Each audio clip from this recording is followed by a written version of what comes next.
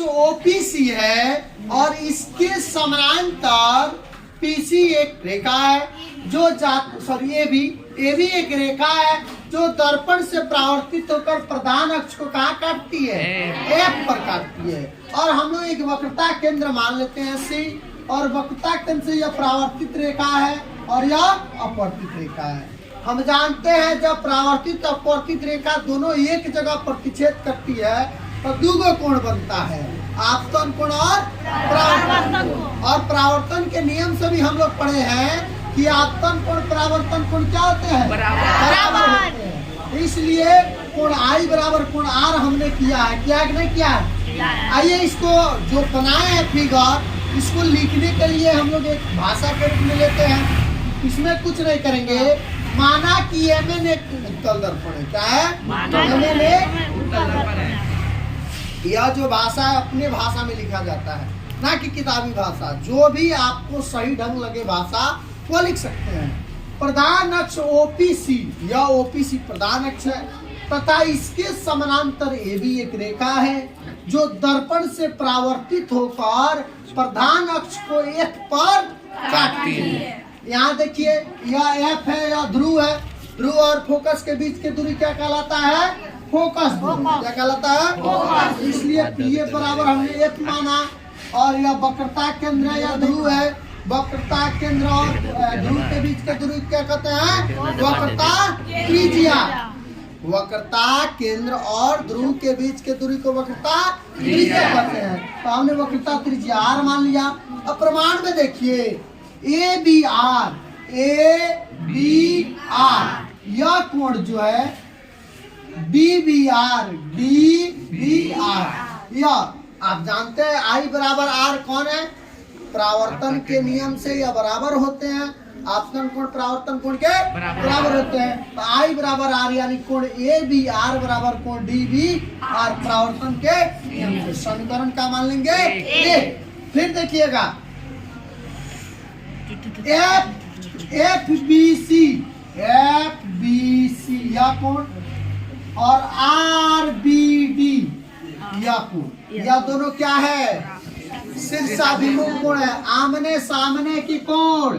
यह दोनों कोण क्या कहलाएगा, शीर्षाभिमुख कोण। इसलिए एफ बी सी और डी बी आर शीर्षाभिमुख कोण। समीकरण मैंने इसको मान लिया दो।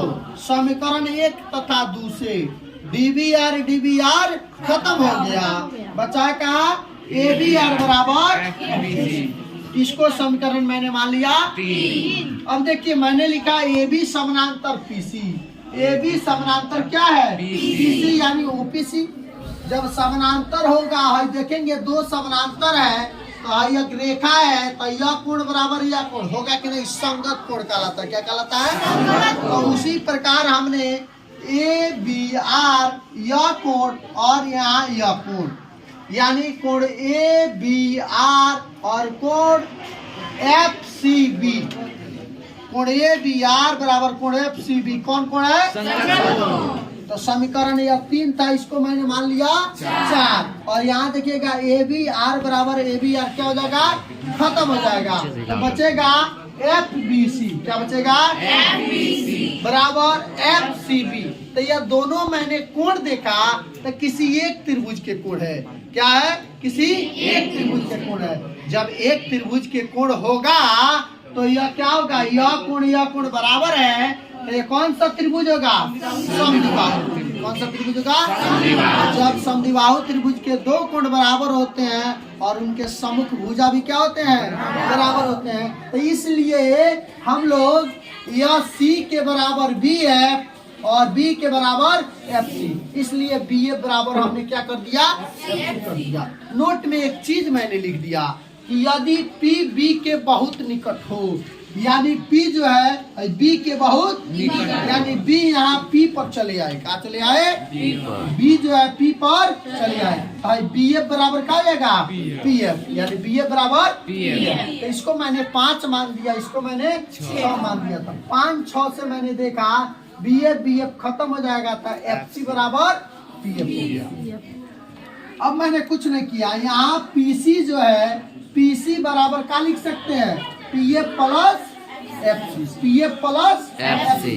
अब PC और PF को PF लिखा, FC किसके बराबर है? PF के। तो PF प्लस PF और PC बराबर क्या हो जाएगा? PF का PF 2PF। तो PC क्या है? यहाँ माने है ना, PC क्या है? R है। तो PC मैंने R लिख दिया। 2 PF क्या माने हैं? F माने हैं, तो F लिख दिया। तो R बराबर 2F, और चाहे यहाँ F रखेंगे तो R बटा 2 हो जाएगा, नहीं हो जाएगा?